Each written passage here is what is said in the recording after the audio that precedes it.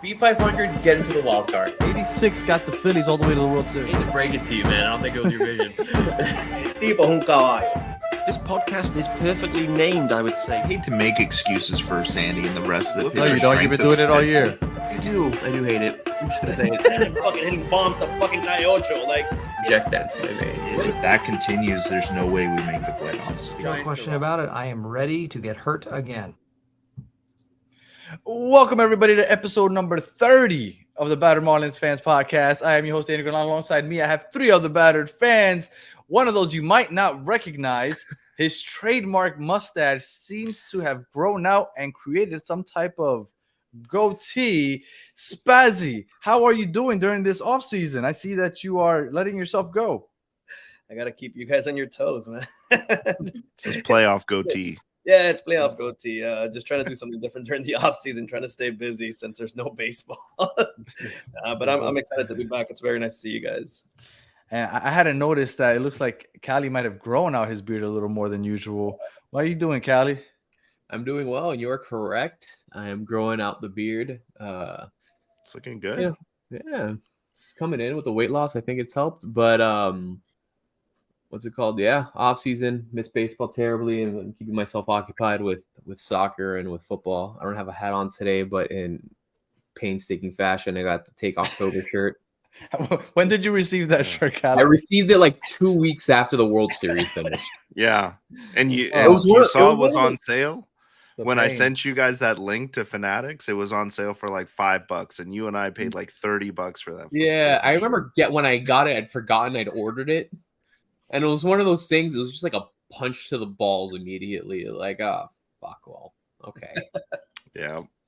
Well, everybody seems to be going through it during the offseason, but Bratton, you look as sexy as always. What's going on? Thank you. You know, just trying to get through the struggle of the offseason. I've been watching some winter ball, which is grossly underrated, and hopefully some of you guys are checking it out. It's been fantastic. But that's basically it, man. Rocking my my Believe shirt because I believe that this offseason is going to be awesome. So, you know, if you want your Believe shirt, check it out, batteredmarlins.com or batteredfans.com. And shout out to Fish on First joining us. He's welcoming us back. Thank you. I mean, I don't know how you do to For the keep it goat. going during the offseason. I agree. I give it to you because I've been keeping up with Shout Fish out- on First. Shout out Fish on First, keeping the content going. It's Yeah, man. exhausting. Oh, yeah. Good for you guys. Especially Them during and the Peter offseason. Pratt, man. Yeah, man. Hey, shout out to you guys because I don't know how you're doing They're during the soldiers offseason, right but there. I And enjoy getting that you do it. skipped big time, baby. Yeah, I saw Yeah. that also. Hell of But, an name. We haven't been going on. So a few things have happened since we last were on here. We let go of Kim. That was, I think, the last time we spoke was the last. And we got Peter Bendix from the Rays. What are you guys thinking so far of Peter? Like he's still enamored with the Rays roster. I'll start with Brian. What are you thinking of Peter Bendix since he got here? You know, when I first saw the signing, I got excited because I saw Peter. I thought we signed Peter Pratt to the role. But That's what we need. unfortunately, it was not Peter Pratt. If you've been following on Twitter, he's had some phenomenal suggestions. We could have gotten Ohtani for $3 million a year, deferred the payments just like they did. But you know, in all seriousness, I think it's a good move. I'm happy to have him. His obsession with the Rays and former Rays players is a little worrying right now, because normally when the Rays get rid of somebody, they probably are not going to be good the next season. So we'll see. But you know, happy that we actually went out and got like somebody that's wanted around the league, right? He's kind of a known quantity, did a fantastic job as GM of the Rays building out that roster. And so far the moves he's made for us, like, hey, we got a catcher. And you know, there's other moves in the pipeline, and I'm feeling good so far. We'll see though. A part of me though likes this move because he's accustomed to working in a front office in which they work under a budget. I mean, Kim came from the Yankees and then the Dodgers. Mhm. It's a whole other world when you come to the Marlins, and she did a great job for the time that she was here. So But I mean, this guy knows how to work under that budget, I would assume. No, is that not a good thing? I saw a hilarious tweet by a Rays fan to describe their experience, and it's, fall in love with superstars, and as soon as you decide to buy the jersey, they trade them. And I replied back to them on Twitter. I said, well, we fall in love with superstars, and then we go a generation without one, and then we come back to them, and then we trade them. Mhm. Yeah. I mean, we still got Sandy and Jazz, so we haven't traded them yet. Callie, how you feeling about Peter? Excited. I mean, obviously, like the proof is in the pudding with the success that the Rays have had with the budget they've had. Like, despite them, being in the Marlins atmosphere in terms of payroll and budget, they've always been a playoff contender, right? Like, they've never been a team that you can count out at any point. Now, when I saw we hired him, and then I saw that he's just like a straight up nerd, I'm excited about that, man. We need some nerds in the front office. Fantastic. Obviously, like he's made one. We made one nice trade already with Christian Bencourt. We'll get into that in a minute, I'm sure. But couple, things that bothered me, and I know Fish on First touched on this a bit, and I think it is worth mentioning, is that we didn't protect Troy Johnston in the Rule 5 draft. Mm-hmm. Yeah, and then obviously we lost Nasim Nunez. But I have to assume that they have a plan. They have that Pete had, he has his mechanisms in order. So have to trust it. We can't judge them until there's something to judge. So so far, very happy with the Betancourt thing. I have a good friend that works for the Marlins. I won't give his name or position, but he's pretty well. He's pretty high up there. He says, even just being they were in Nashville for some meetings, and is it Peter? It's not Peter. He says that the feel around the club already is very, very different. Apparently Peter is very clear on what he wants. He's very organized. He has a plan in place, and he says that it's night and day from even when Kim was there. And Kim was good, but he says that Peter's a different animal, it seems. So, but when you get somebody from a successful franchise that works kind of the way your organization works, as far as not spending big money, they've been to the playoffs 5 years in a row. Like that's some good stuff right there. I feel good about what he's been around and what he can bring to the Marlins. Spazzy, how are we feeling about Bendix? I felt very sad because he's only 1 year older than I am, and he has a really great position with my only baseball team. So I was very sad at first, but I haven't really heard a lot of bad about him. And the winter meetings were whatever. I mean, everyone was just on Ohtani watch, so like I don't think a lot got taken care of. But I'm stoked. I haven't heard a lot about I haven't heard anything bad about him. So I hope we keep it going and do some nice shit. Like somebody mentioned, we got a decent catcher. So let's see what happens from here on out. Well, before we get to the catcher, I just want to bring up one last addition that is not going to be on the field, but Gabe Kapler signed on to be an assistant GM with us. I don't really know. I don't have too much to say about it outside of the fact that he's hot as hell. You guys have, yeah, man. Him and Skip. That's a handsome duo. So I'm gonna be going to the game solo. I won't be bringing my wife to the games this year. Do you guys have anything to say about Gabe? Honestly, I don't have anything to say about him, but outside of the fact that he's a very good-looking guy. Brighton. Yeah. Listen, I think that kind of speaks to Peter's influence, and when you can attract a guy of Gabe's caliber and reputation to work in the front office, like he's a guy that I'm sure some teams were thinking about trying to make a move for and bring him in either as a bench coach, or something like that. But when you can attract talent like that into the front office and into the coaching staff, like that's a huge move. And I'm all for it. And I think it kind of shows like what I talked about last season. I was always like, we have to build on this. We have to build and to get sustainability and get success. And when you can attract talent like that into your leadership and to the guys that are going to guide this team into the future. Like, that's exciting. And the Marlins have never been that. Like, when we appoint somebody into the front office that was a former player, it's like Jeff Conine or like a former Marlins player who's really like, it's a ceremonial thing. Like, but we're bringing Gabe in to make an impact, to try and develop what has been our weakness. And I guarantee you that man is going to have influence on our hitters in the minor league system. He's going to help develop players like that. And he's going to help us identify players that can be big league hitters, which has been our problem. We've never developed big league hitters on a consistent basis. And hopefully we can do that now. So I'm stoked. I love it. He's one season removed from winning 107 games with the Giants. Yeah. So I mean, he's got some pedigree with him. Spaz, anything to say about Gabe? No, I love what you just said. I didn't even know that. So yeah, bring it on. And like you said, dude is fucking handsome as hell. If him and Skip go to like a Blue Martini Kendall, they're cleaning house. It's gonna be insane. Listen, I have to throw my joke in that I sent to you guys in our group chat when he signed. And for Mother's Day, there is going to be a calendar, the front office available for all the mothers who come out to Marlins Park that day. So if you're insecure, you think Gabe's going to steal your girl, Skip's going to steal your girl, don't show up to the park that day for that giveaway. And Callie, anything to add to Gabe?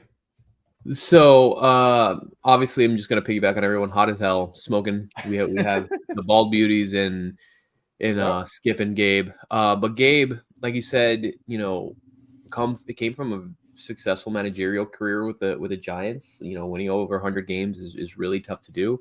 Dude played in the bigs for 12 years or something like that. And apparently he's really big on the analytics, and he's very data driven. And I know he was pursued for other front office roles throughout the league. I think that's what surprised me. So surprised me that he was looked for front office roles. Yeah. So I think it's because of the way he operates and the way he analyzes data and things like that. But so I'm open. I'm optimistic. Again, he comes from from an administrative standpoint, from a coaching standpoint, he comes from a two very well run organizations, because he was a manager of the Giants, and before that he was a manager of the Phillies. So those are two franchises that are winning a lot of baseball games these days.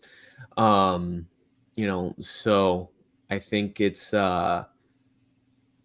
I think it bodes well for us. I think it's good that we're bringing in people into this franchise that know how to win and know what it takes to win, and know what it takes to either build a team with not very much or just win at all levels, like Kapler. So, well, I love what you just said, because, like we said, the Rays made it to the playoffs the last 5 years. Kapler, 107 wins just a year removed. Like, these guys know what it takes to win, like you said, and bringing that to this ball club after we had our most successful season in how long? And forever. Like, I think that we're building in the right direction. And I'll stay with you, Callie. Christian Betancourt. That was the first real signing of the offseason. What did you think about the Christian Betancourt? And by the way, real quick, I looked it up. Mother's Day is going to be a home game against the Phillies. So definitely a chance that they give out that calendar for Mother's Day. Oh, I want it for myself. It'll go right here. There you go. All right. So what do you think about Christian Betancourt, Callie? It's really exciting that we got a real catcher. Thank you, Stallings, for your service. Appreciate it. But Fortes is still young. He can still build. Betancourt as a hitter, I mean, he hits just enough as you want for a catcher. He's a career 230 guy. He hit 11 bombs last year. Didn't drive in a ton of runs, but defensively he's good. He knows how to manage a bullpen. He knows how to manage a rotation. Very good defensive catcher. Very, very, very, very good defensive catcher. Well, I think that's the biggest reason that we got him is because of his defensive prowess. Yeah. And hitting, even if he hits 230, which is career average, that is significantly better than what Stallings and Fortes hit last year. But he's an older guy. I love that. Catcher, and I always say this from a coaching standpoint, and I teach my catchers this. you're the only one that has the entire field in front of you. You're the general. You're running everything because you're the only one that every single play you have everything in front of you.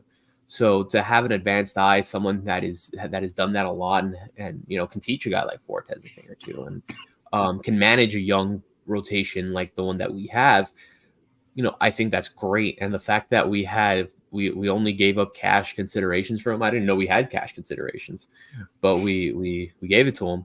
I'm excited. I love that. I love that, especially since Sandy, as good as he's been, he's still young. Guys like Rogers, Cabrera, Braxton, and then eventually, Meyer. Hopefully that next season, we're in good shape in terms of a good leader behind the plate that can manage those guys. Well, he doesn't have much discipline at the plate. In 315 at bats, he walked 13 times. Yeah, no, that's fine. If we're gonna have a plus defensive catcher, I'll take. Don't be a downer, man. Just take no. Well, that's what I was gonna say. What I was gonna say is I don't know if we should look at him as the answer. I think what we got is a slight improvement because defensively he gives you what you want, and offensively he's better than Stallings for sure. And then Nick Fortes wasn't good he wasn't good defensively, period. So I think we have somebody. We've improved. We've improved that catcher. Spaz, what did you think about picking up Christian Betancourt? Yeah, man. Like I definitely don't think it's the answer, but like I said, it's better than what we had, and it's a good move going forward. It's way better than a Band-Aid. I don't think of it as a lateral move at all. And we really needed that defense, man. And I think the only catcher that had a faster pop time was Real Muto. Yep, JT Realmuto. Yep. Which is, I don't care for stats or anything, but that's a pretty cool thing to have on your baseball team. But we all know how I feel about JT, so I love that guy. And if we have the guy that's second to him, I'm in for it, man. So, and people weren't respecting our catcher. They were running on us like crazy. They were stealing like crazy, and we needed somebody that was going to stop that. So, I'm all in. It's fine. I'm not mad at the move. With the new rules of how you can run the bases, this is definitely a game changer in the aspect of it could save you a couple runs every season, and a couple runs is a couple games, and a couple games is the difference between being a wild card team and being in the fight for maybe a division title or a home game. Brighton, anything to add on Christian Betancourt before? So I kind of love this move for a different reason. Peter was asked about what he was looking for in a catcher, and what he had mentioned was he was looking for somebody who could manage the rotation and was a guy that could manage that. And so I think what this move is really about is better managing Yuri. Fortes and Stallings. Stallings was a good manager. I think he did a good job, but I think what happened so often is you would see like when we had Segura he would come over, like guys would come over and translate for the catcher. And I think as a catcher and a pitcher, like you have to have a special relationship. You have to be able to communicate to the entire staff. And so to me, what this says is like, we need a guy who's going to be able to communicate to our young star. I think it also says that, we're not going to compromise in what we want. And Peter knows him, said, hey, this guy can manage a staff, but he's bilingual. He's going to manage Yuri on his own. He's going to develop a great relationship with Yuri. And I think as a young pitcher, I think sometimes you learn a little bit more from a catcher than you do from the pitchers around you. And, I'm excited to see what that looks like. And I'm hoping that either we're not done maybe adding a young catcher in this offseason, or maybe throughout the season, maybe we have the opportunity to add somebody, and Betancourt can kind of mentor our next catcher, right? I think Fortes is a good backup, but I'd like to see us try and make some plans to replace Betancourt with a younger guy and let him mentor somebody, because he's got a lot to teach. All right. Joey Wendell, gone. Peace. How are we feeling about the shortstop position coming up next year? So this is a crossroads we're at, right? So, and I think it's bigger than just addressing the shortstop position. because something glaring that we have to address is the home runs we lose from George Soler. So can we address that with the shortstop position? Can we get a shortstop that's not? Yeah, I mean, to find a shortstop that's going to hit you 36 bombs. Jazz. It's unattainable. But can we find a shortstop that can hit us 25? I was looking at the free agent market and there's not a ton.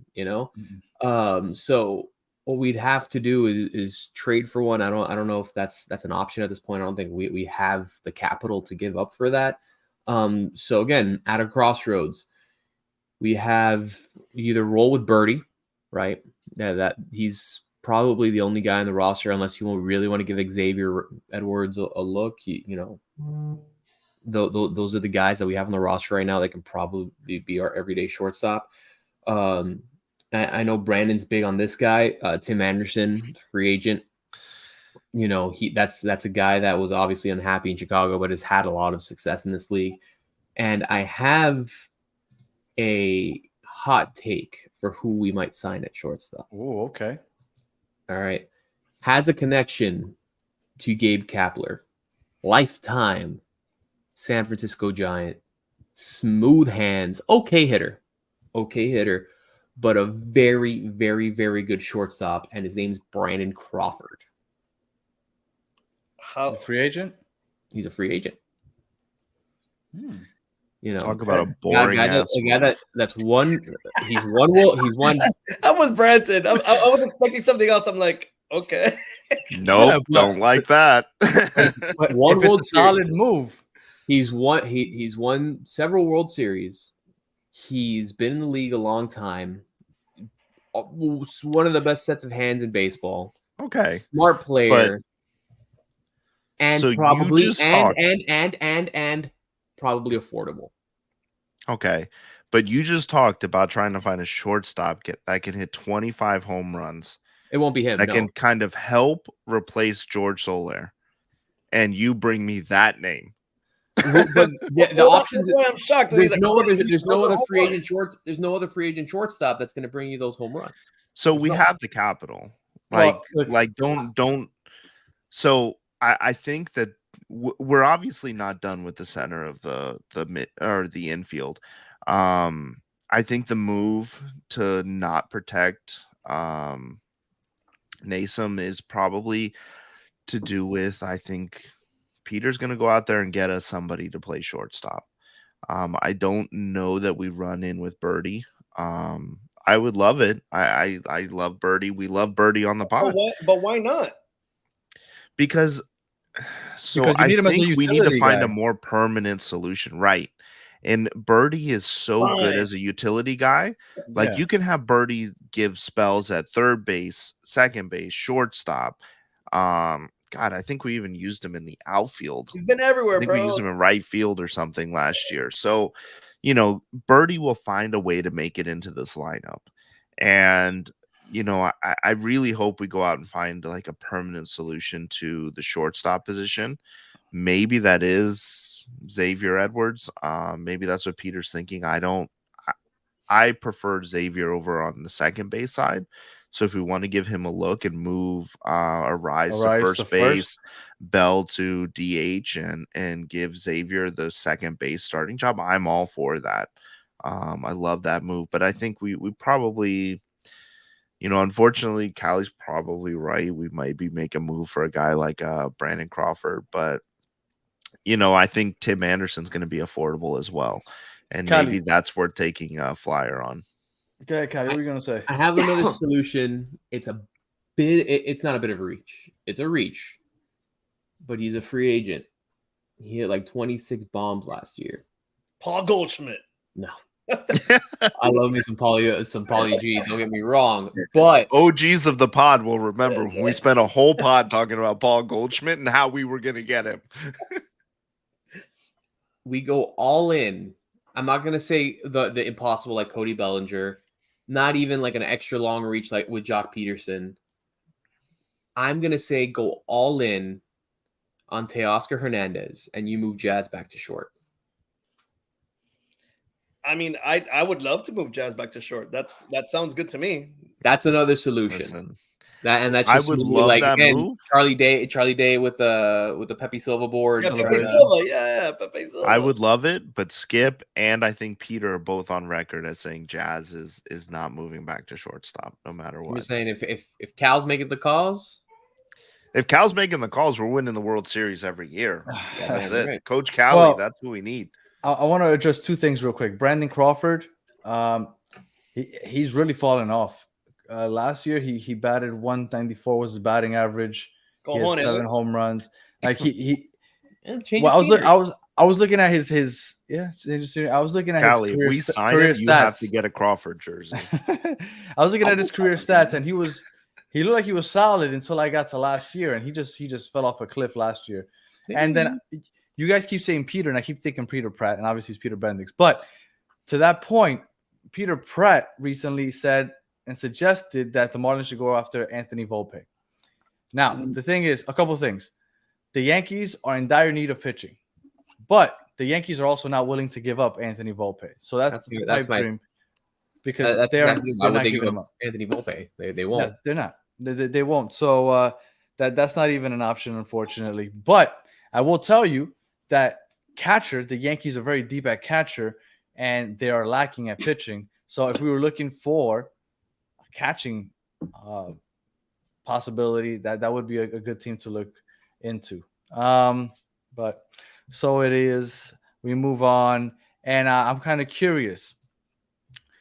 The offseason hasn't really been that entertaining. No, it's been awful.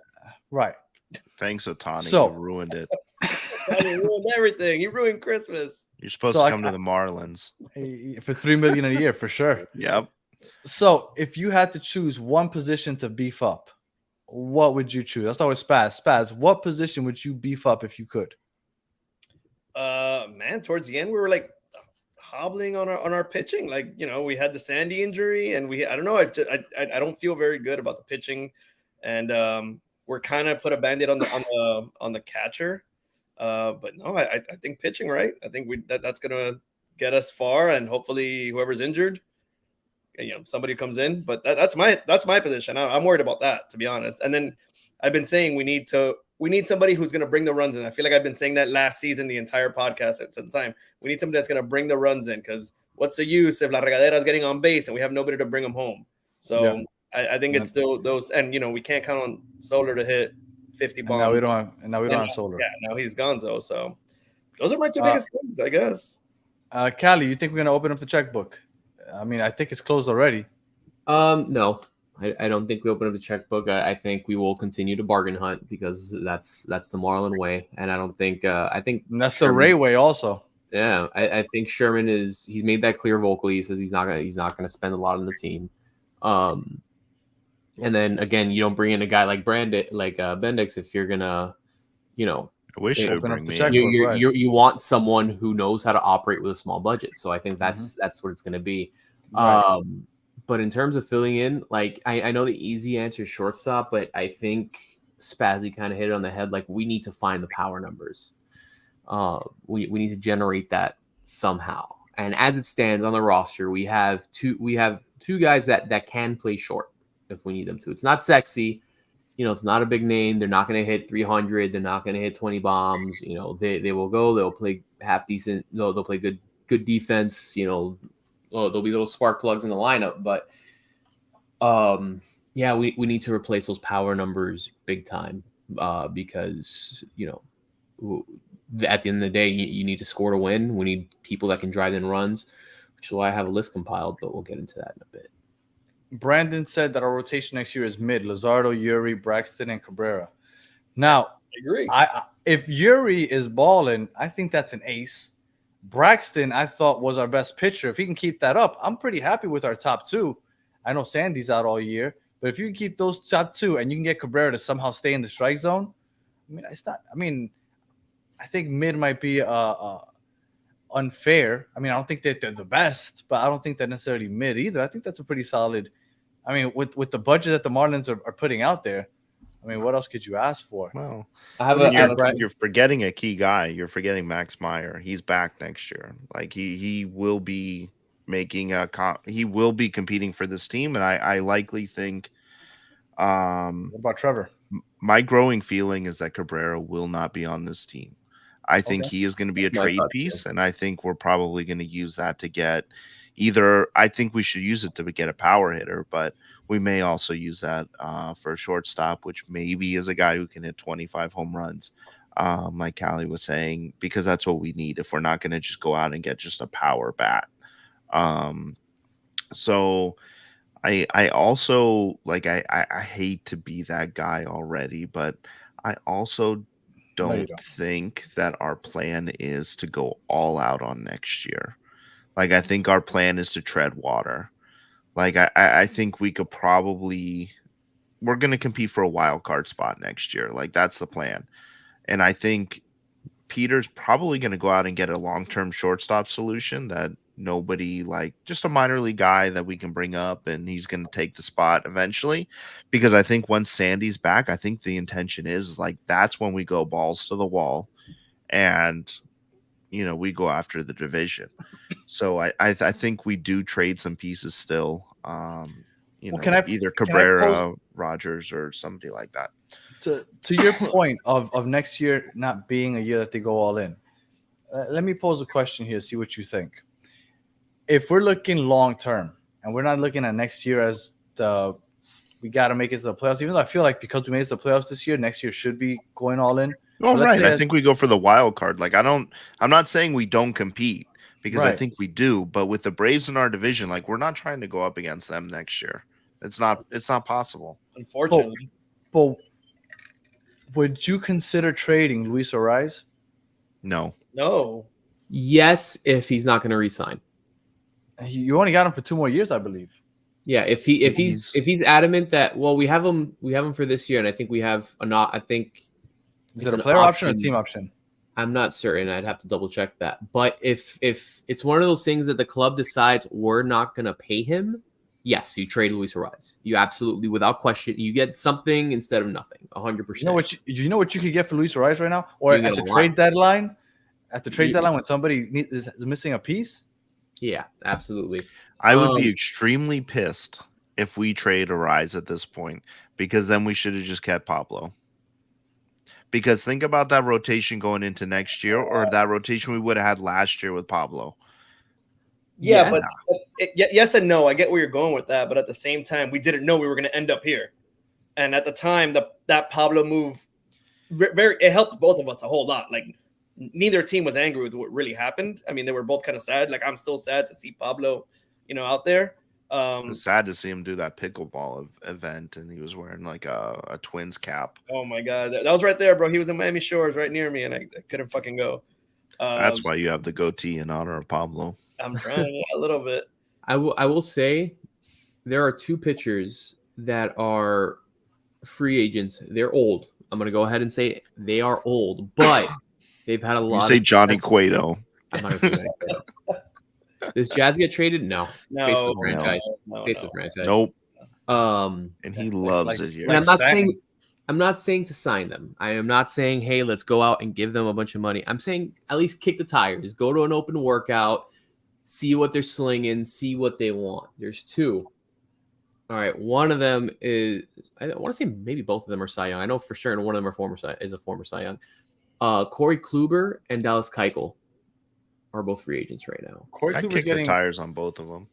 I'd kick the tire. I'd kick the tires. I see what's going on, how we slinging it, how we feeling. Listen, we had Johnny Cueto on this roster last year, and we made the playoffs. So those 2 have a better resume up to this point than Johnny Cueto. So I'm fine with giving them a shot. If they suck, then guess what? They suck. Whatever. Dallas, I could see possibly because I haven't heard his name in many rumors.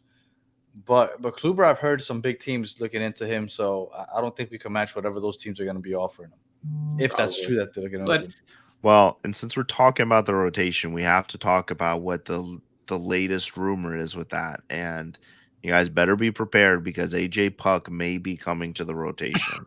I saw the rumor is that they're going to be stretching him out in spring training, just like the A's had planned to do before we acquired him. He is a natural starter. I think I mentioned it like 100 times that he pitches so much better when he has multiple days of rest in between Yes, you starts. did. You brought that up a lot And last year. appearances. So Mhm. I think this could be like one of those like moves that we say, oh shit, we didn't know we had a starter there. And it turns out in our favor. So Well, then they better let's start keep that an shit eye on that now, in spring training. because you know that takes forever to like start building the innings and all this shit. So they like before If pitch that's training their plan, and I think I don't remember who mentioned it, so I don't want to say a name, but if that was their plan, I guarantee you Puck is already like training to be a starter. If that's what their plan is to do. And listen, we were all Puck fans. I know that some of you, not me, because I never turn on my players, but some of you turned against Puck at the end. And I'm a fickle bitch. I just said he wasn't a closer, man. I said he needed multiple days in between rests, and a closer doesn't get that. if he Long thrives, reliever, I'm sure. down. Yeah, Of I mean, course. not a horrible I idea. hate it, but whatever. I'm not a fan either, but I do remember Bratton bringing that up quite often last season about him pitching much better after rest, which I'm gonna see if I can look up the numbers for that. All right. So hypothetically, oh wait, Bratton, I didn't ask you. What position would you want to beef up? I agree with the guys. Like we need a power bat. We don't have that guy right now that's like that a pitcher's looking at and saying, "Oh, this guy could take me deep," like at any given moment. Like Jazz has power. Hopefully we do. Peter does the 40 tracker again this year. Oh, yeah. But you know, we need that guy, right? That guy we can slot in and clean up that people are gonna be like, maybe we should walk him. And we don't have that right now. So that whether that's a DH, an outfielder, I have names. hit me, baby, because your names These are are all spot on. some of these are I'm fucking around a little bit, but some of them. So I'll Don't give you the tease first, me, man. Let's have a little fun. Let's have a little fun. first one again. Hear me out. Hear me out. Hearing you out. Straight. Hearing you He'd out. have to be a straight DH, and he'd only play against like righties. Joey Gallo is a free agent. Oh no. Isn't gonna he strike playing out in the 100 Saudi league? He's God gonna. no. He's gonna. No, he's he gonna is. strike out- I'm Oh, not yeah. even joking. He's He's playing still in the free agent. Saudi He's still baseball playing. league. I don't want him. bro. 100. You go there, 100 you're done. He's gonna strike out. He's gonna strike out 200 times, but he'll give us 30 bombs. You know. A couple guys Perhaps. I looked up that are free agents. Brandon Belt, who can be a platoon guy at first with Bell, and he can DH. Michael Brantley used to hit a lot of home runs once upon a time. Tommy Pham, a guy we can put in the outfield, just played in the World Series.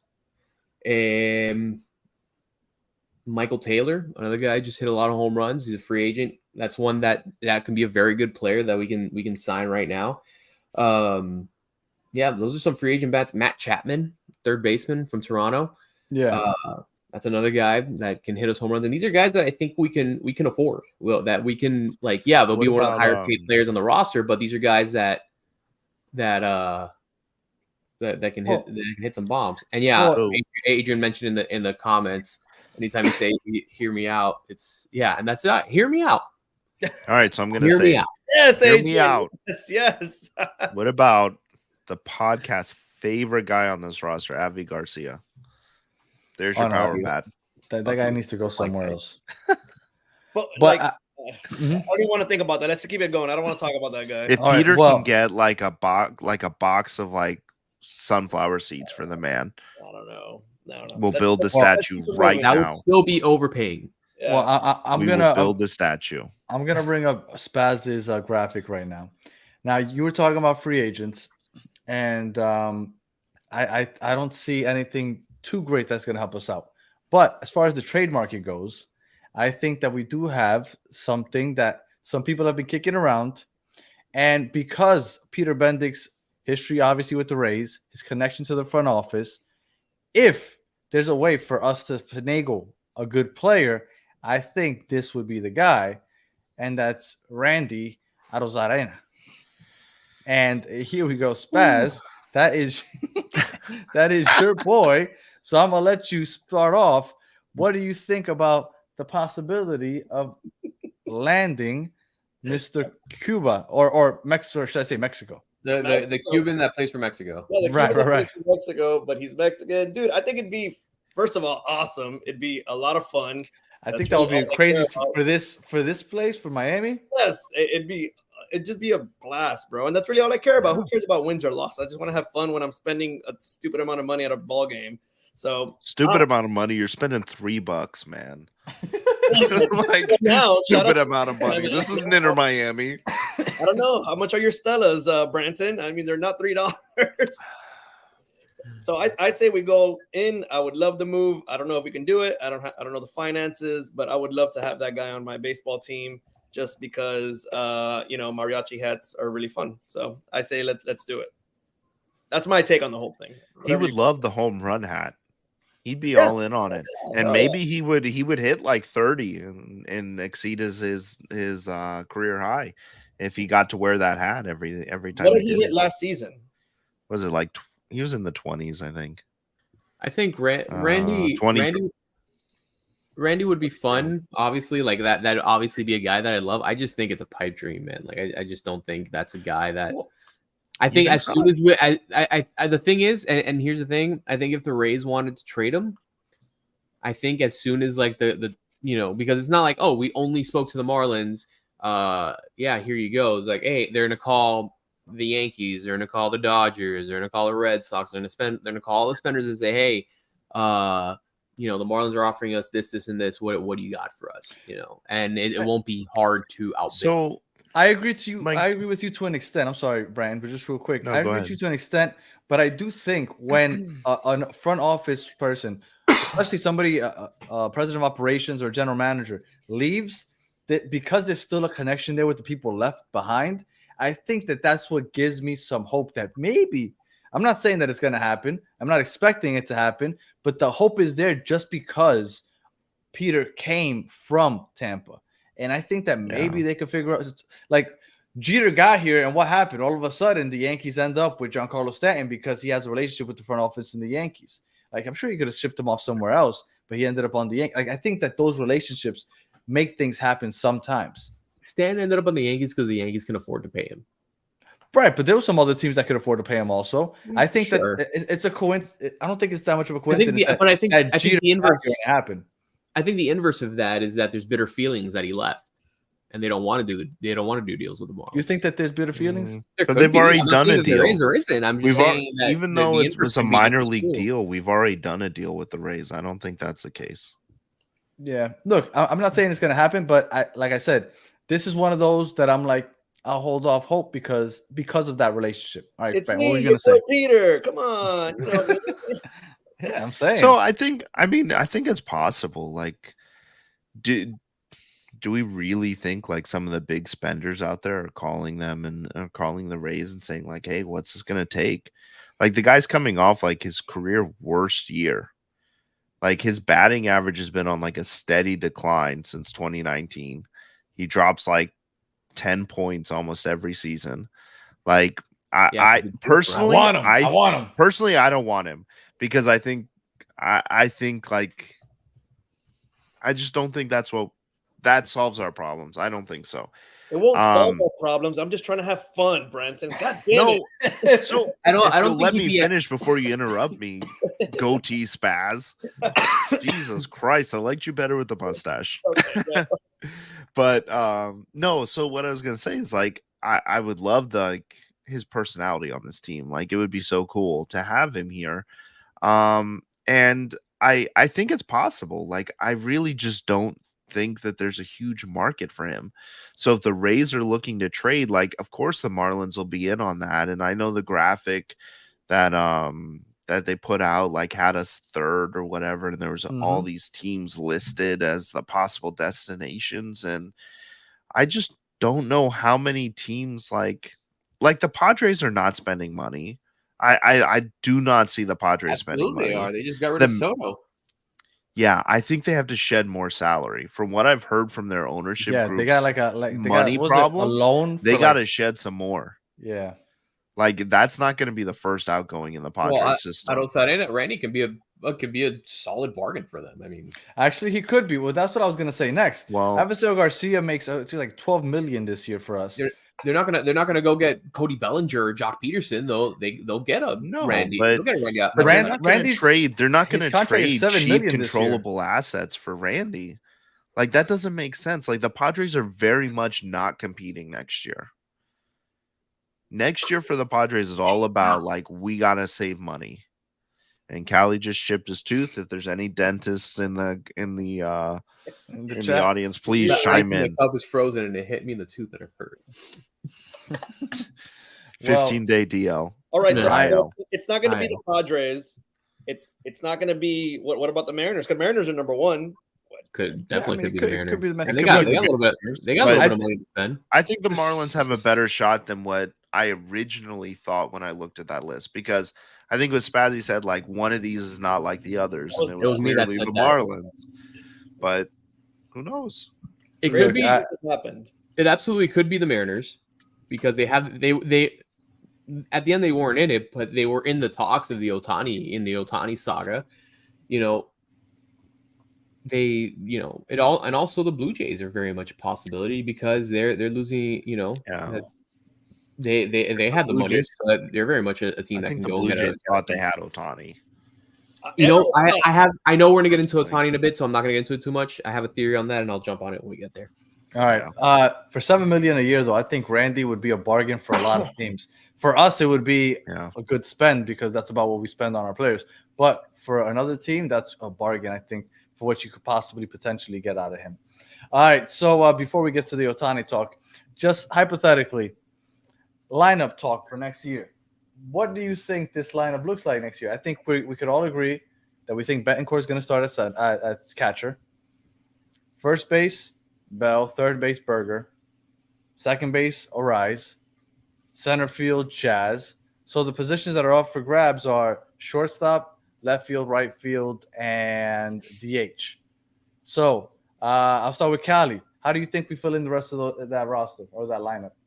I think DLC and Sanchez start in the corners. Okay. The outfield. I don't think. Okay, let's say hypothetically we get Randy for left field. Who would you start at right field? What will be good DLC. there is that you can kind of platoon DLC because Sanchez isn't good against lefties at all. So you have DLC for that, and then you can have Sanchez against righty. So they can almost platoon it. But I like DLC's bat too much. I would love for him to be in the lineup more consistently.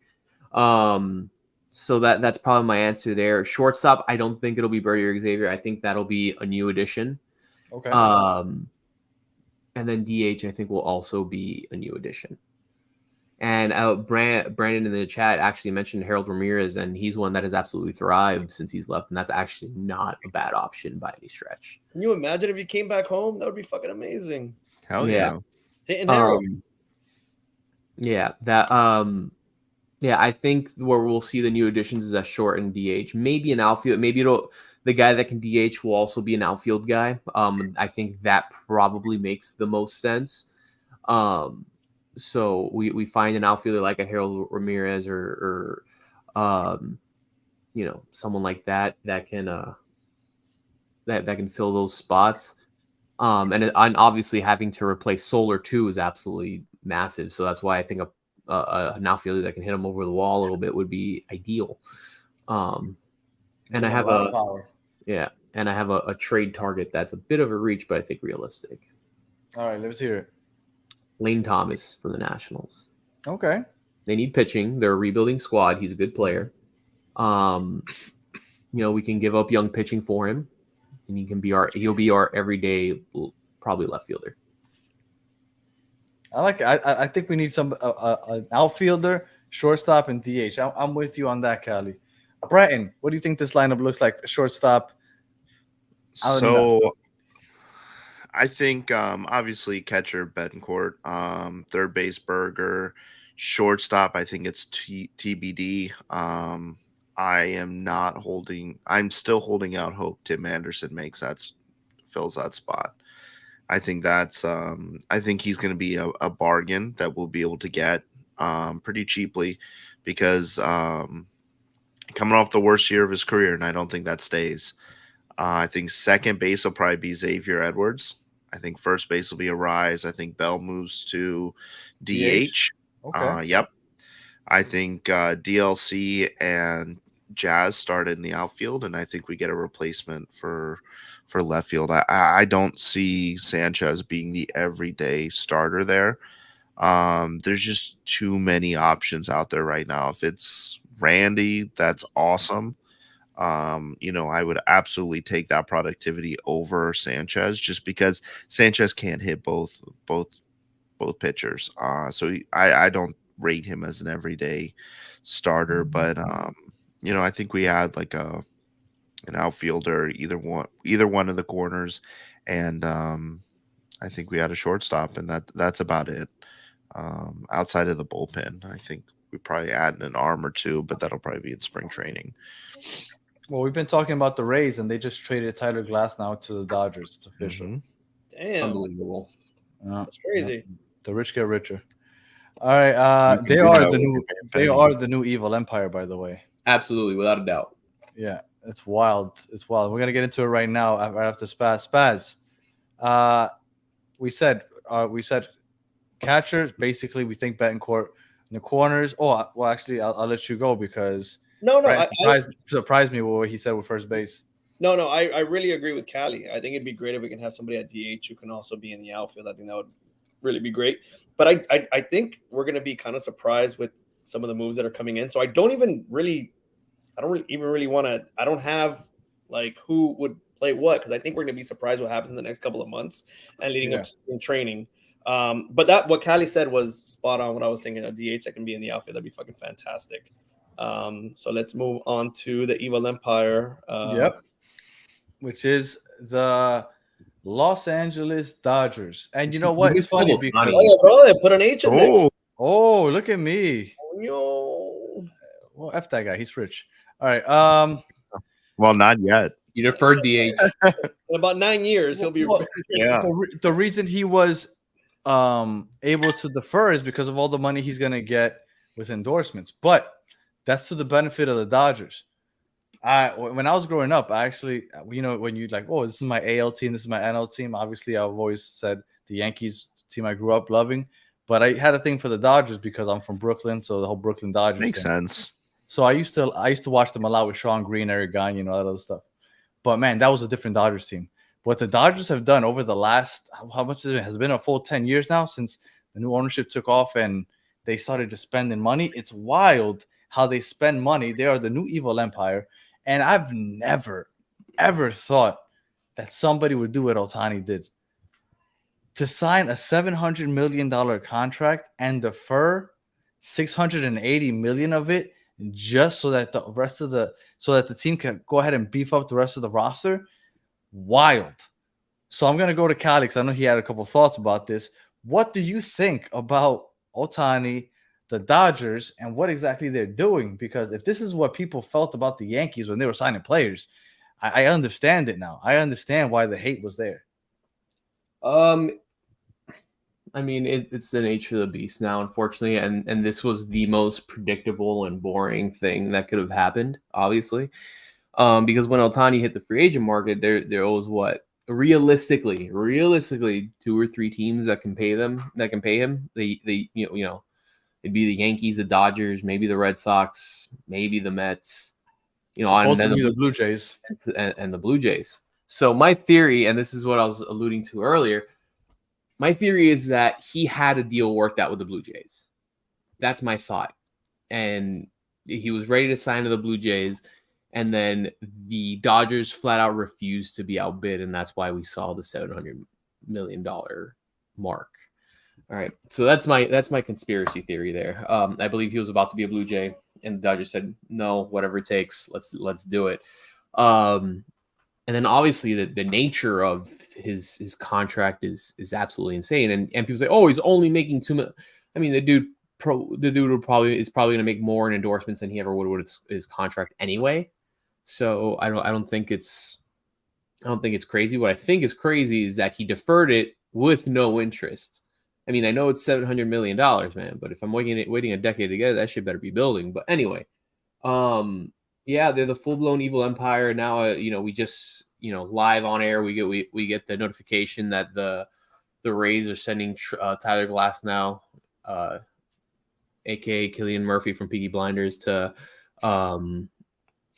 the evil empire, and it's insane just what they're doing. And then obviously the Athletic article that came out earlier this week, where Ohtani's not the only one deferring his payments. Freddie Freeman and Mookie Betts are also deferring the payments, which means that they're going to be paying Mookie, Freeman, and Ohtani after they retire a lot of money, well over $1 billion, which is insane. But Boley's not going to be paying that, because I absolutely 100% expect him to sell the team within the next half decade. So, yeah, Bobby Bonilla is like, man, I taught these guys well, right? Mm-hmm. That's the Bobby Bonilla special. Listen, I have a theory. Crazy theory. These three guys, particularly Ohtani, he's going to be looking for a state that doesn't have an income tax for when he takes on that bulk payment from escrow. So I think he ends his career at the Marlins. No, but in all seriousness, like Callie said, it was the most boring thing out there. We knew the Dodgers, he was going to end up there. We saw a report that the Blue Jays had completed the deal, and Callie was ready to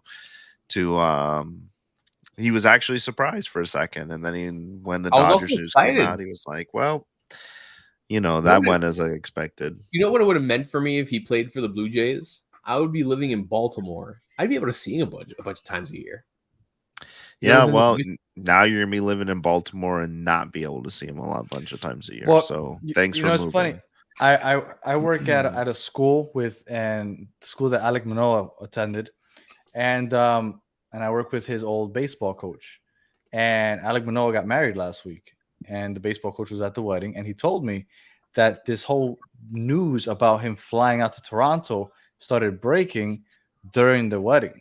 Oh God! So I can't imagine what that with the whole Blue Jays teammates at the wedding must have been like when all of a sudden you started getting updates that you might be getting Ohtani. Now I didn't ask him exactly what the details were, but I thought that must have been interesting for the Blue Jays players. I mean, yeah, definitely. What do you think about Ohtani and the Dodgers? Me? Yeah. No, I mean, it's fucking nuts. I don't really, whenever the Marlins don't really have a chance, I really don't pay much attention. I was just paying attention because somebody was tracking a flight going to Toronto, and they're like, oh, he lands in like 20 minutes. And then somebody posted a video of him coming into like a little airport. And I'm like, well, I guess it's fucking happening. But it's a crazy contract. I don't really, we have to play the Dodgers eventually, and it's going to suck. But I mean, we do okay against them. And listen, we swept the Dodgers, didn't we, this season? And the last time Ohtani was here, it was really, really cool to see him. He was here this past season. Really cool to see him batting and pitching. He didn't do well against us, and he didn't do anything on the bat either. I don't think he did anything the entire series. So I don't know. Whatever. It is a crazy contract. I mean, it's one of those things. It is cool to see him play just because it is one of those lifetime, like once in a lifetime players. But whatever, man, we'll figure it out. It's just a crazy amount of money to play fucking baseball. Like, I don't know. So just to confirm, Spazzy, your take is the Marlins really dodged a bullet here by not signing Ohtani. That's my take. Okay. I'm glad we didn't sign him. That's I agree. Inverse of that, he won a World Baseball Classic here. He did. But I will tell you, I understand why he deferred it and he wants to beef up that roster because he was teamed up. It's like the two best generational talents that baseball's seen in this century were teamed up together and they didn't make the playoffs once. So I think Ohtani is like, yeah, I'm here. Let's beef up this roster because, I mean, what's the point of me being here if we can't win? Ohtani's saying, go get my buddy Trout. No, I think what he's saying is get Yamamoto, which is everybody's trying to bid for him, and he was part of the pitch. But like, what happens to the Dodgers when? Because like Callie said, what did they owe? Like over $1 billion in like 3 guys. That's Yeah, but insane, dude. Yeah, that's in 10 years, and the salary cap or the salary tax or whatever the hell that is that they call it over in baseball, it'll increase by then. And with inflation, a lot of players are going to be getting paid close to that amount by then anyway. It'll be almost a normal contract. I think Dang. I don't know. I think Remember, that's the going to purpose pretty of much. owning a team is to sell the team. Oh. He's doing this Yeah, the same way but- Laurie did. You're going to give out the big contracts with no intention of ever actually playing Yeah, it. but- You're going to sell to someone else, and it's going to be someone else's problem to pay. But there's a big difference here. So the deferred payments in Otani's contract is like those payments are going on after he retires. Like that's already agreed upon. Stanton's contract was those payments are going on while he's playing. Yeah. So somebody can take that responsibility on. No one is going to take Otani's contract on. No. And I think what you'll see is if Bowie sells the team, you're going to see that contract amount deducted from the sale price because no one is going to pay for that because it's completely different than like the Stanton thing. Like Loria definitely did that to boost up the franchise price and sell. But For sure. Otani's is completely different. And that money has to go into a trust or into escrow. So it's completely different. Like the money has to be there legally.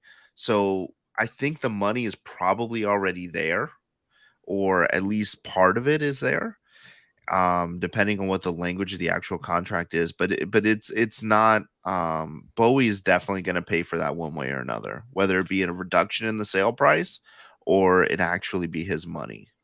We need some financial fair play here. And to what Adrian is saying, he's not pitching next year. Well, and that's why I was so surprised that they gave him so much money, because the reason he's so valuable is because he does both. But after Tommy John, and he's very good at both. He is very good at both, but he's not doing it next year, and he's 30 years old. He's not going to pitch past 35.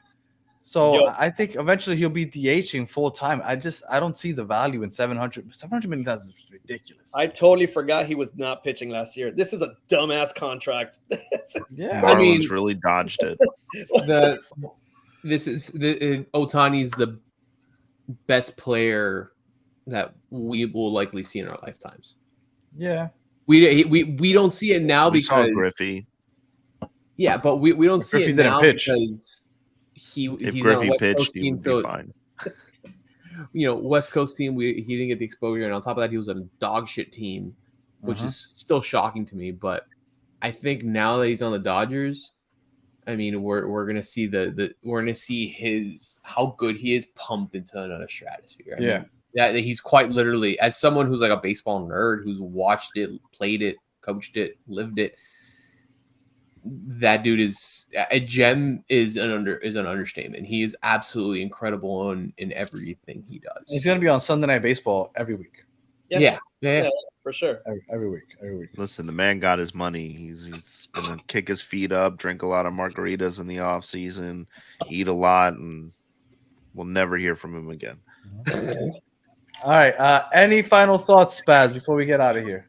No, man, it was nice to be back and talk some baseball, talk shit. I think we're gonna be doing this once every 2 weeks.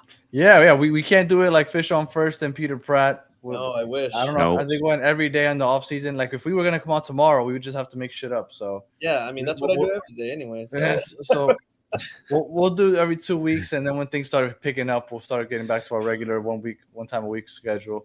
For sure. So, Callie, any final thoughts? Really excited for the winter meetings. I'm really excited to see what happens this offseason. I'll say my expectations are a little low.